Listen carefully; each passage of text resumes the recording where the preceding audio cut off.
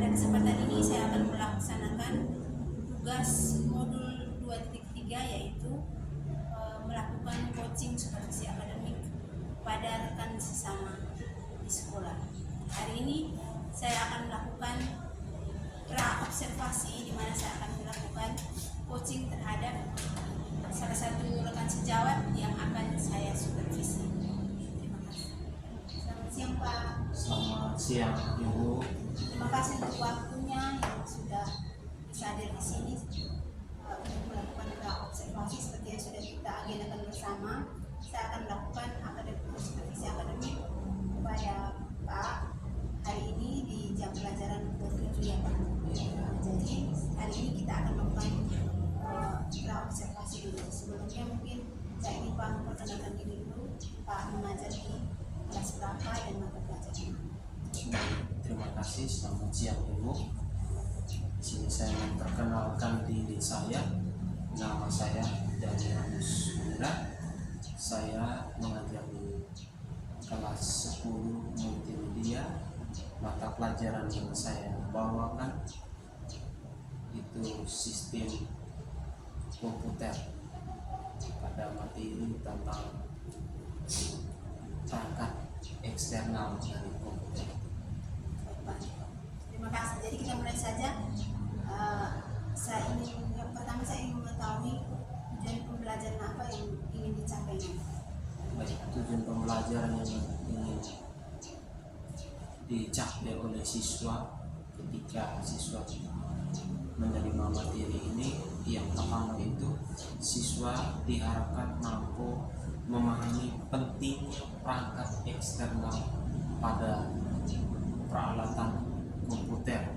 Saya bisa contoh seperti keyboard, mouse, monitor, printer, ataupun scanner, ataupun peralatan pendukung audio lain seperti itu. Lalu yang kedua, siswa mampu mengidentifikasi dari spesifikasi dari masing-masing perangkat eksternal tersebut. Lalu yang ketiga, siswa mampu memahami tentang kualitas dari perangkat eksternal. Contoh misalnya seperti headset, dari antara satu barang dan barang lain kan mungkin sedikit berbeda kualitasnya. Lalu yang berikut tentang keamanan perangkat. Keamanan perangkat dalam hal ini misalnya penggunaannya, faktor usianya, apakah bisa bertahan atau tidak. Lalu kemudian tingkat keamanan dalam hal ini misalnya kita bukan siswa menggunakan peralatan itu bisa terjaga tidak, jangan sampai misalnya ada siswa 2-3 orang yang menggunakan peralatan itu tetapi mereka tidak paham tentang penggunaan peralatan itu. Itu tujuan yang akan dicapai oleh siswa. Baik Pak. Jadi saya catat di sini ada 4 poin yang Bapak ingin dapatkan dari tujuan pembelajaran nanti. Berikutnya kira-kira dari tujuan pembelajaran tadi, apa yang mau Bapak kembangkan? Yang di sini yang akan saya kembangkan dalam kegiatan pembelajaran ini, bahwa ketika siswa berhadapan dengan peralatan, ada banyak sekali hal-hal yang mungkin siswa tidak menemukan satu solusi, satu jawaban, tetapi di sini diberikan dengan satu metode atau satu cara.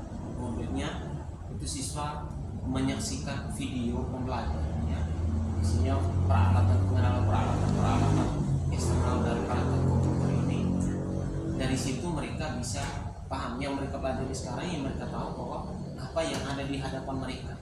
Depan mereka itu mereka menyesuaikan dengan keadaan seperti itu, tetapi mungkin di buku pelajaran mereka lihat, oh ini lain, tetapi yang kami hadapi lain. Nah disitulah ada nilai positifnya yang siswa ambil di situ. Mereka bisa tahu, oh ini kok barang ini bisa difungsikan seperti ini, sama penggunaannya, tapi dia punya model fisiknya itu berbeda. Nah, di situ yang perlu siswa ketahui secara bersama. Itu tadi belum potong. Oh baik.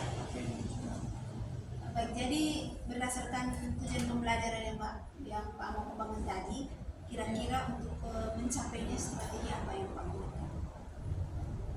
Strategi yang digunakan atau dipakai dalam kegiatan proses belajar mengajar sini, saya menggunakan metode dan model.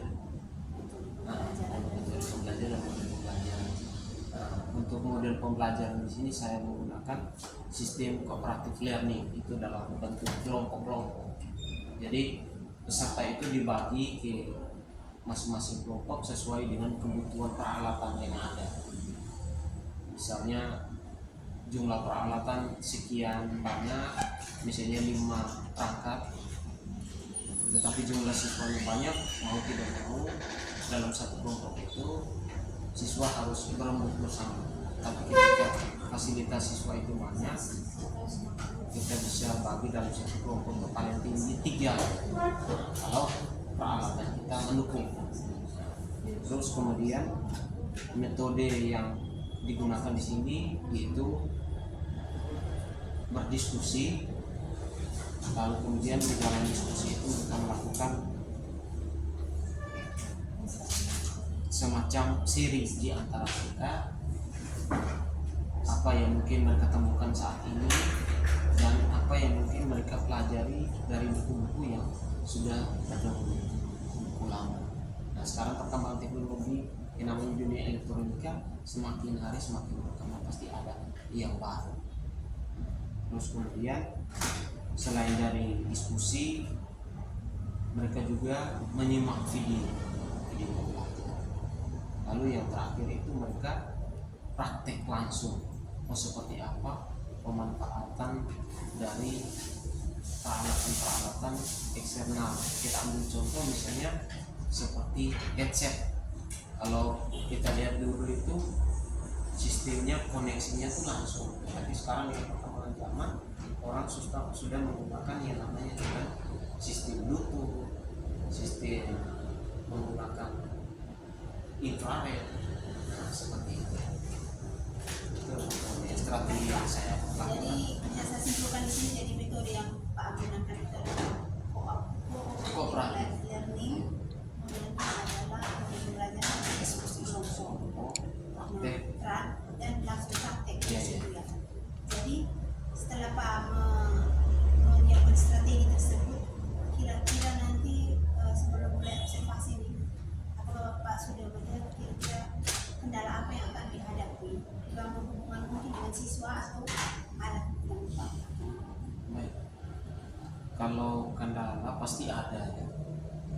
Mungkin tidak ada di dalam satu kegiatan. Yang pertama adalah fasilitas peralatan pendukung, peralatan untuk siswa prakteknya nanti bagaimana, misalnya contoh membedakan antara konektor satu dengan konektor lain, tetapi peralatan itu tidak ada.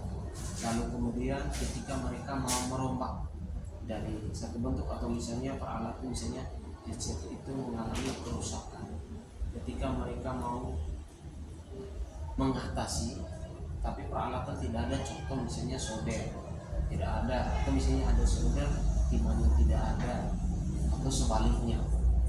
Jadi yang kendala di sini adalah peralatan baku tangan ya. Kalau soal peralatan bahannya ada, cuman di sini pasti ada hal-hal yang mungkin sedikitnya mereka mengalami kekurangan di situ. Baik, dari kendalanya lebih banyak untuk Peralatannya. Jadi ketika Pak sudah mengetahui kendalanya peralatan tersebut, kira-kira bagaimana cara mengatasinya? Untuk Karena mengatasi nanti kan pastinya pembelajarannya harus sesuai dengan strategi yang digunakan. untuk mengatasi persoalan seperti ini, yang pertama saya harus konfirmasi terlebih dahulu kepada siswa untuk memiliki peralatan tersebut, lalu kemudian setelah peralatan itu mereka memiliki atau mungkin masih ada yang kurang, kita bisa ajukan ke jurusan kita untuk adakan peralatan baku tangan itu untuk mereka bisa prakteknya nanti. Bagaimana yang kurang atau misalnya membedakan, kita ambil contoh misalnya seperti komputer all in one yang sekarang yang kita pakai, beda dengan peralatan dulu yang dipisahkan. Oh, monitornya sendiri, tetapi mereka menggunakan monitor ini, konektornya berbeda. Jadi di situ mereka bisa membandingkan. Jadi untuk mengenal itu harus disediakan peralatan yang mendukung sehingga proses KBM itu bisa berjalan dengan baik.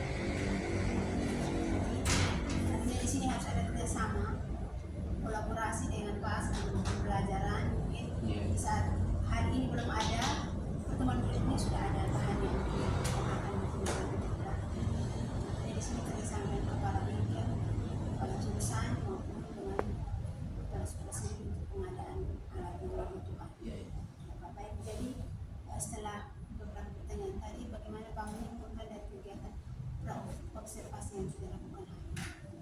Baik, dari kegiatan yang dilakukan, jadi yang pertama saya mengucapkan banyak terima kasih kepada Ibu Ani selaku calon CGB angkatan 7 ya.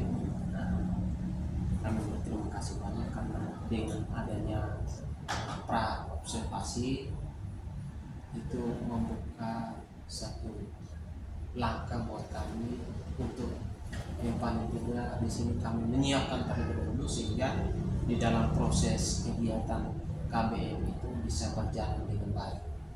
Itu pertama. Yang kedua, mungkin dengan kegiatan yang seperti ini kalau bisa ke depannya dilakukan dalam satu semester atau per 3 bulan dilakukan seperti evaluasi untuk bisa membuka kembali.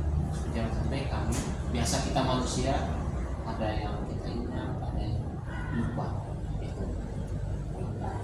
Jadi memang pra-observasi ini tujuannya untuk mengingatkan buat agar mempersiapkan diri sebelum melakukan pembelajaran di kelas. Jadi sebelum kita action, kita harus menyiapkan alat apa yang dibutuhkan sesuai dengan perangkat dan sebagainya. Baik, terima kasih Pak sudah untuk pra-observasinya sudah selesai. Kita berjumpa nanti di jam ke-7 saat pelajaran Pak di kelas 10 MM1. Iya, iya. Baik, terima kasih Pak. Selamat siang. Selamat siang. Terima kasih.